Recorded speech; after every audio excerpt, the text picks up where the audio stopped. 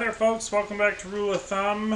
I came home from work today and decided I'm going to make some chili to show you using the pinto beans that we just canned and the Lipton onion soup mix and the not so chili beans that we just canned with the tomato juice, chili powder, and all the good stuff. So, I just got home from work and I am a mess, which is why you're not seeing me on camera. I had a hat on all day, my hair is not working, so we're going to work with this view today. So I'm just going to run you through some of the ingredients that I'm going to work with, tell you how I'm going to get started, and we're going to kind of build this together. I'm not a person that measures when I'm cooking for us at home, so we're going to kind of work this out together, and I'm going to try and get you guys to a somewhat of a recipe that you can work out yourselves. So I've got some onion here. I'm going to chop this up. I've got dark chili powder. I've got granulated garlic. I've got Lowry seasoned salt. I've got smoked paprika. I've got the two kinds of beans. I've got cumin. I've got some tomato paste. I bought these at Kroger. They're diced chili ready tomatoes. You could use regular diced tomatoes, you could use tomato sauce, you could use whatever your little heart desires. I just feel like even though there's some tomato juice in here, it's going to need some more chili body, and I don't know if the paste will do it or if I'll need this. I may need one or the other or both, we'll see. I do have a little bit of sugar because I always put like maybe a tablespoon of sugar in mine because it helps with the acidity of the tomatoes. If you have any kind of stomach issues or heartburn or anything like that, that's the secret my mom taught me, is just a little bit of sugar in there. So I do have some sugar, and then I have a pound of ground beef. So what I'm going to do is I'm going to chop these onions up and get them sauteing. I've got let me move this out of the way. Can you see this back here? I got my 6.5 quart Dutch oven back here. That's what I'm going to be working with. So I'm going to get the onions sauteed up and the ground beef browned up. What I'll do is start with the onions, saute them for a little bit just till they start to get translucent, and then I'll add the ground beef in and get the ground beef browned up. And I'll bring you folks back when we're ready to move on to the next step. Okay, folks, so just a little tip when you're sauteing onions: if you give them just a pinch of salt, it'll help the onions start to release their water and they'll break down a little quicker. And you can get a nice sauteed onion with a little bit of caramelization on it a little bit quicker. So a little sprinkle of salt, and this is a good time to sprinkle in some garlic. So we're going to do that as well because it'll kind of meld in with the onions at this point. So I've got a half a teaspoon of garlic. You know what? I'm going to go a whole teaspoon. So we'll let that cook in there. And I have these in my cupboard. This is home dehydrated carrot and celery powder. So I thought just to add a little bit of veggie to this and to boost up the body of the background flavor, I'm going to do basically 2 heaping teaspoons, because these are half teaspoons, just to build up the background flavor there. You don't need to do that. If you guys are interested in seeing a video on how I made that, I would be happy to do that for you, so let me know if that's something you're interested in. I just find it's a good thing to add in if you're trying to get some extra vegetables into the dish, whether it be for you or for kids or whatever you're doing. It's a good way to get some in there. Now, when you do that, you may need to add a little water or a little extra oil or whatever. I usually add a splash of water because it'll rehydrate. But I'm going to let this all cook together, let those onions break down a little bit, and then I'll come back when we're ready to add the ground beef. Okay, folks, we're back. So it's been about 5 or 6 minutes. These onions have started to sweat down. You can see that carrots and celery kind of melded right in there with it. So I'm going to go ahead and get my ground beef in there. I have what is just over a pound of ground beef. I buy it in bulk, and then I bring it home and I repackage it and freeze it.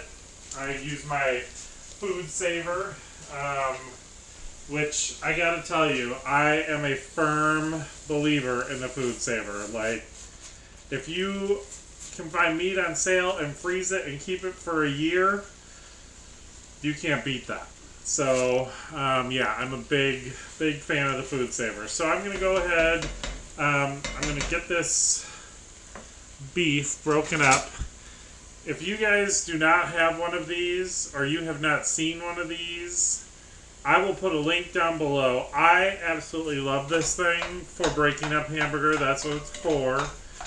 And I will tell you, because I have arthritis in my hands, so it's hard to, keep like pushing on a spatula or wooden spoon or whatever your cooking implement of choice is, to kind of break up meat, because it can be hard to get it all broken up into little pieces. So I love this thing.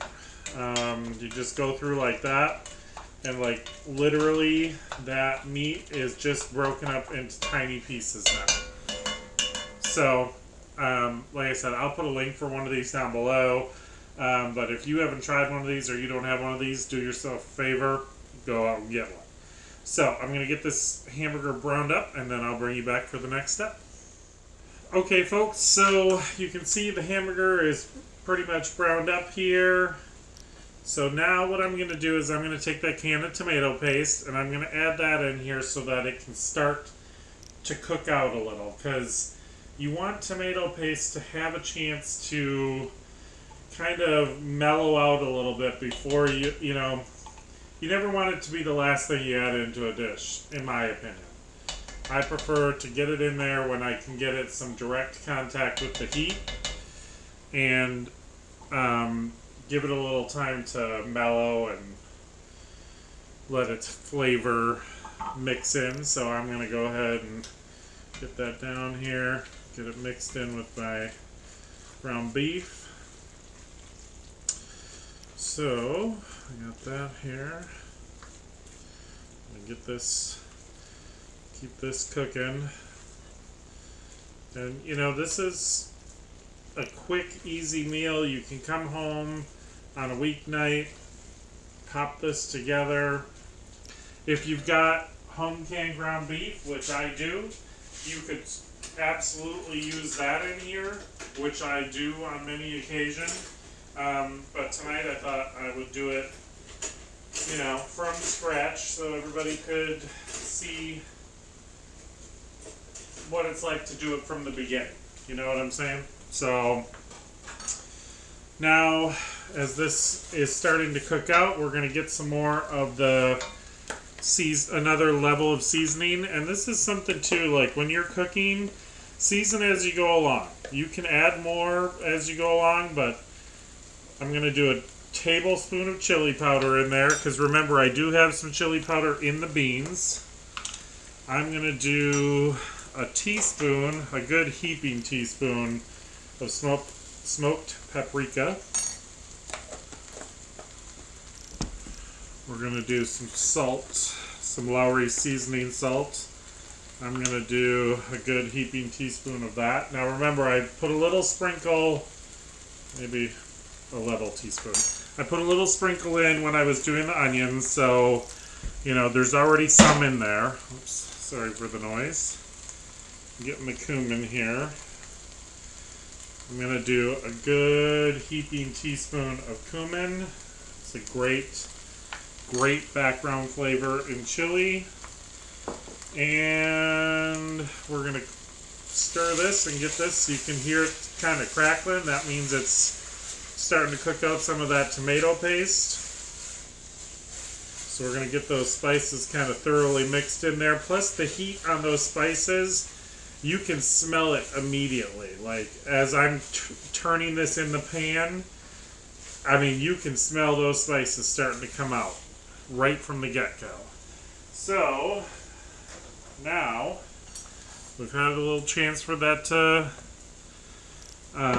cook out a little bit, so we're going to go ahead, rate seal on the beans, sniff test.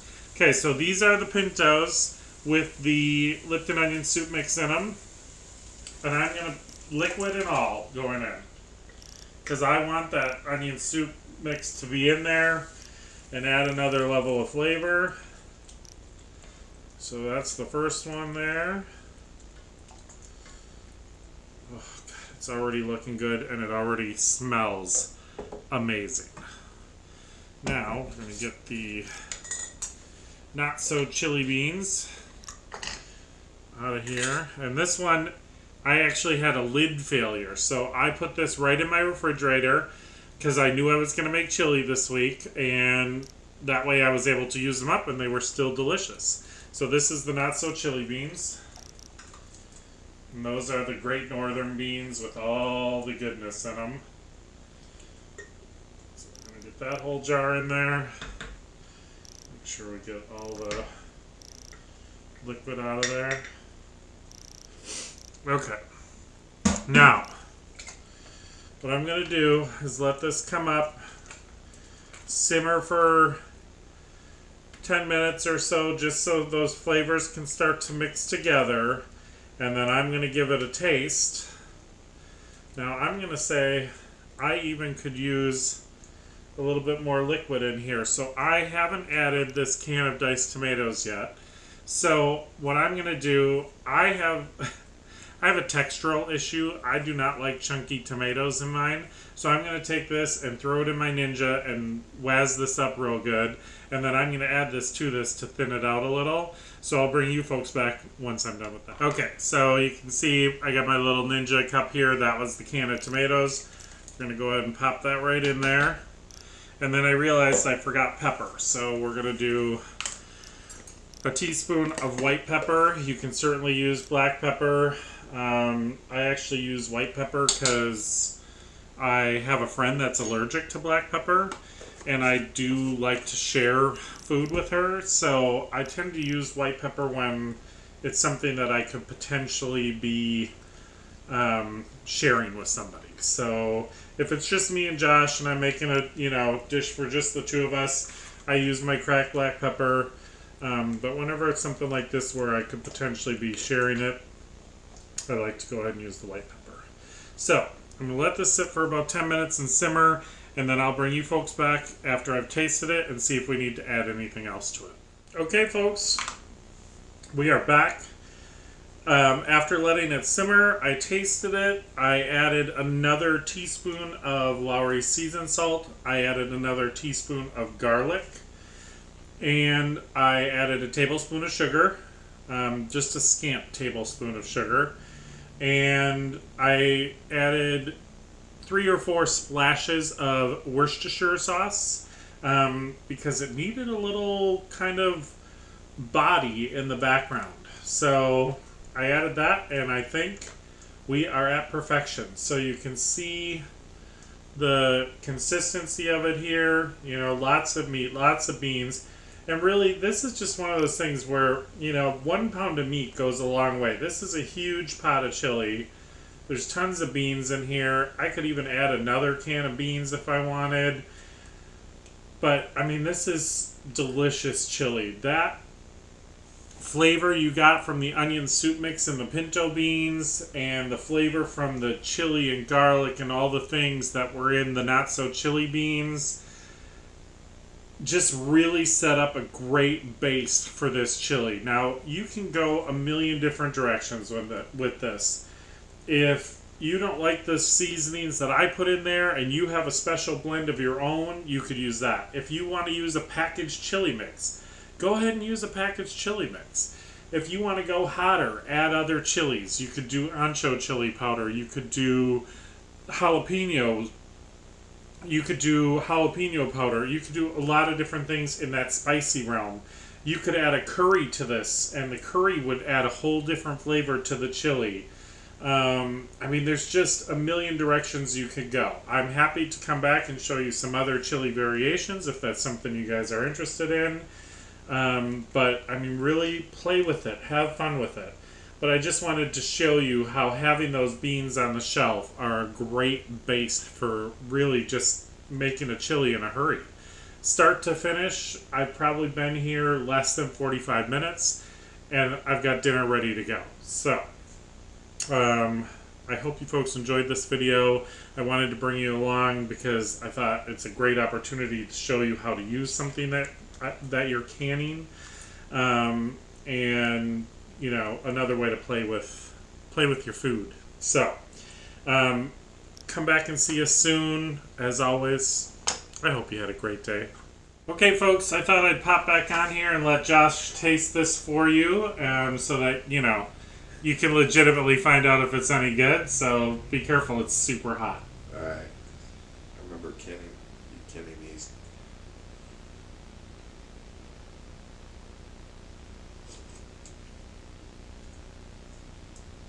It's awesome. Tastes like chili? Yeah, tastes like chili. Awesome.